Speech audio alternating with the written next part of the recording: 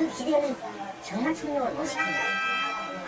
이 사람들이 기대를 가졌다가 사람들이 기대라는 것은 정치권이 기대라는 것은 그래요. 사실 정치권이 정치라는 게 자기의 삶에 큰 분야에 직관적인 영향을 미치에도 불구하고 사람들이 정치가 그렇게 중요하다고 생각하지 않아요. 우선 먹고 사는 게 바쁘다고 이야기하잖아요. 그런데 그런 면에서 볼 때는 사실은 뭔가 국민들한테 얘기하는 예표가 있고 분명한 것도 명확하게 처음 그런 반응을 좀 했어야 돼요. 그것조차도 부정했고 기대라는 게 얼마나 많은 유권자들이 정당 아마 민주당 역사상 40% 넘는 적이 없을 겁니다. 저는 지지율이 그렇죠. 40% 넘었었어요. 한나라당을 넘었으니까. 그 뭐냐면 이 분노와 이 기대를 좀 우리 마음을 속 시원하게 해달라는 것이었는데 그게 안 된 거죠. 저는 제가 그래서 유권자들의 인식 변화를 정당이 쫓아가고 있느냐, 쫓아갈 수 있느냐, 그 문제에 대한 포인트인데, 저는 그런 생각이 있다고 봅니다, 저는. 그래서, 박원순을 서울시장을 당선시켰잖아요. 그 민주당에 대해서 많은 사람들이 기대를 안 한 거였죠. 민주당 인물에 대한 기대가 아닐 수도 있고. 그럼에도 불구하고 아무튼 총선 때 하든 세력을 단계를 연합을 했잖아요. 저는 아마 신단일 이후에 최대 연합이라고 생각이 들더라고요. 아마 이제 근래에는 87년 이후에 분열됐었던 양김으로 분열됐던 지역 세력들이 화합을 했죠. 그 다음에 시민사회를 바꿔 그 다음에 민주노동당이 만들어지면서 분화됐었던 이 야권 내 분화가 한국노총은 강으로 도왔고 민주노총은 연대를 했잖아요. 그래서 지역과 세대와 또 문화 여러 가지 것들이 저 이번에 통합이 됐다고 봐요. 근데 왜 실패했을까? 나오는 거에 대해서? 이 실패에 대해서 단언컨대 저는 이 문제에 대해서 우리가 해법을 내놓지 않은 건 아닐 거다. 그 해법이 예를 들어서 집단지도체제, 단일 지도체제냐, 개파 문제냐 라고 하는 거예요. 그 이후에 정확한 분석도 없이 여하튼 한국총리 혼자 이렇게 뒤집어 쓰고 가는 걸로 됐고 그 뒤에는 친노 비노로 갑자기 뜬금없이 옛날 얘기를 지금 다시 해서 당대표 선전을 하고 있잖아요. 저는 대표성이 동의될 수 있겠는가? 이 민주당의 형태가 이 동의될 수 있겠는가라고 하는 면에 대해서 첫째 이제 가장 큰 의뢰인 것 같아요. 그다음 두 번째로 정책 이슈의 면을 본다면은 여하튼 저는 사기적인 측면이 많이 있지만 박근혜에 많이 보여요. 동의하나? 여러 가지 경제 민주화도 얘기하고 저는 이한부가 지난번에 고용문제가 제일 중요해가지고 경제정책 핵심 이슈다 라고 얘기하고 고용 친화제를 얘기하는 거야. 알맹이는 있든 없든 어디로 나오는 거죠. 지금 우리가 뚫고 넘기가 대단히 어려운 문제예요. 그리고 또 근처에는 박근혜라고 하는 사람은 정권 교체 모습으로 보고 있다라고 하는 거야. 이런 여러 가지 하는 거 있잖아요. 이슈 제기했으면 그다음에 정당의 변화에 지금 하나의 면에 본다면은 지금 저는 좀 가능하지 않은가 그런 생각을 지금 제가 사실 하고 있어서 한쪽에서 그래서 애써 좀 우리가 40%가 넘었다라고 하는 것에 대해서 그건 한 정당이 아니라 실질적으로 민주당의 세력이 강고하게 지금 결집된 거다라고 분석을 하는 분들이 있더라고요. 굉장히 좋은 조건이었죠. 실제로 이런 조건을 가져본 적이 없습니다. 외형적인 조건.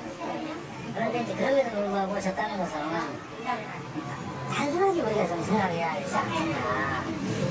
국민들이 바라는 것은 결국은 똑같은 이야기지만 그걸 할 수 있는 문제를 바라는 그 지점을 우리가 풀어주지 못한 거예요. 그건 나는 정신 행태라고 봅니다. 행태. 가장 중요한 게. 네. 그리고 무기력. 무기력. 뭔가 제대로 싸움도 못하면서 완전 대놓지도 못하고 그런 상황이 된 거죠. 연합을 했는데 이게 그러다 보면 나눠먹기를 하려고 하는 거예요. 연합을 해서 최선의 후보를 지역마다 아니면 집에서 잘 뽑아서 뭔가 그 희생을 하고 난 다음에 그 다음에 나눠먹으면 되잖아요. 근데 이거는 되는 게임인 거예요. 객관적 상황이 이기는 게임인 거야. 그러면 공천이 목숨이 걸리는 거예요. 그러니까 온갖 일이 벌어진 거죠. 안에서. 그것에 책임을 져야 될 사람들은 사실 당내에 있는 거예요. 다. 그리고 그 뒤에는 대권을 생각하고 있는 사람들의 욕심들이 다 있는 거예요. 왜냐면 의원, 대선을 앞둔 총선이기 때문에 의원 수가 굉장히 중요한 거예요. 자기한테 우호적 의원 수라는 거. 그럼 뻔한 공식이잖아요.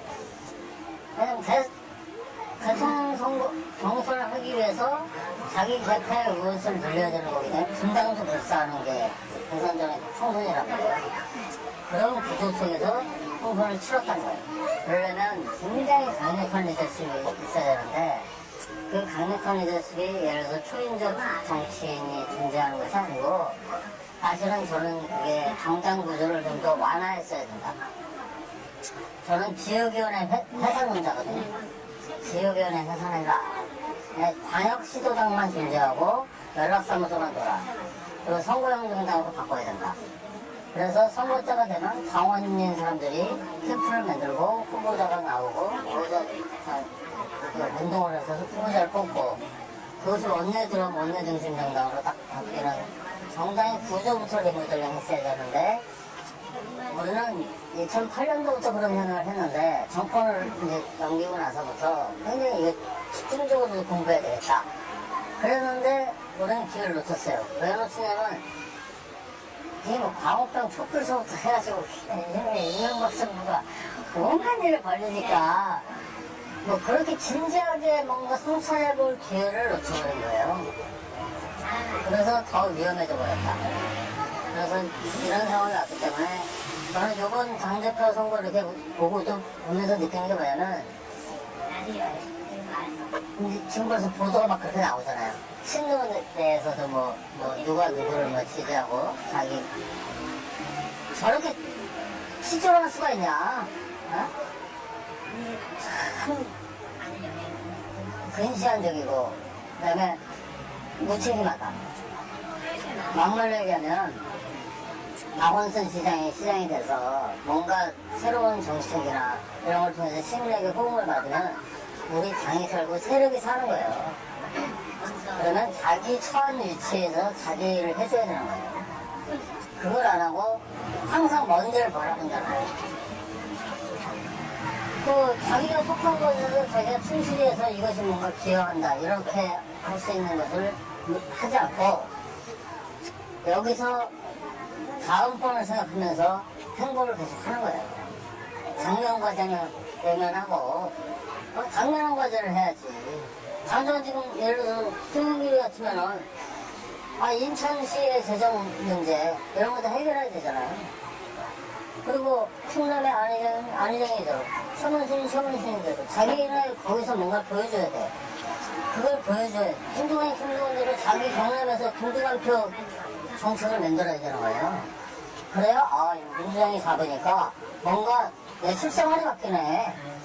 그래야 그것이 모여서 민주당이라는 세력으로 퍼가오고 그 세력 속에 뭔가 아이콘으로서 후보가 서야 그 후보가 잘났든 못났든 간에 정권이라는 것이 세워지는 건데 이게 다 다음 자기의 그 대권 행보나 이런 것들을 생각을 한다는 거예요. 나는 이런 정도의 그 철학을 가진 사람들이 모여있는 이 집단이 과연 국민으로부터 신뢰받을 수 있냐. 지금으로서는 저는 무망하다. 이 꼬라지 봐서는 우리는 앞으로도 더 고생해야 되겠구나. 아까 말씀하셨는데 제가 보기엔 그 국민들의 의식이 탈정치화라고 하는 형태로 우리가 보기에는 그게 어떤 형태로 정치의 영역을 벗어난 형태로 계속 구조되는 건 좀 안 좋다고 배워왔는데 사실은 제가 보면 그런 형태의 탈정치화를 요구하는 근본적인 변화냐 저는 또 그거에 대한 좀 회의적인 거고요. 왜냐하면 우리가 정치적으로 시야를 느끼는 게 몇 번 있었던 것 같은데 금융실명제 떠오르는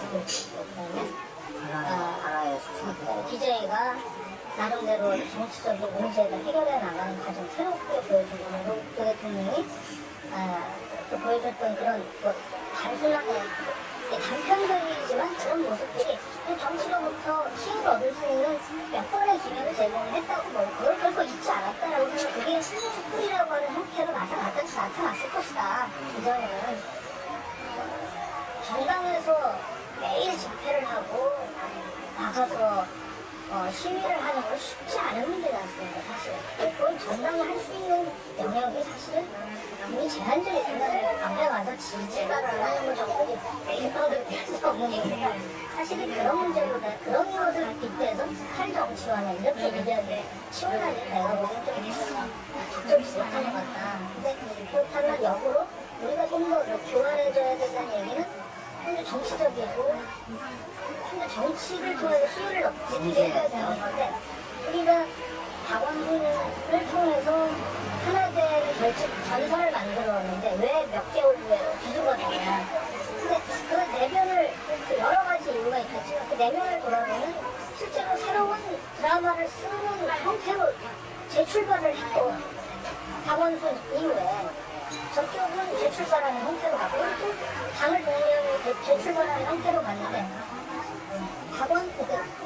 박근혜라고 하는 존재는 그 전에 선거의 여왕이라고 불렸지만 이게 새롭게 불려나오면서 우려도 굉장히 컸지 않습니까? 근데 그거를 뒤집고 나름대로 자기 걸 만들어 갔는데 말이야. 우리는 어땠냐?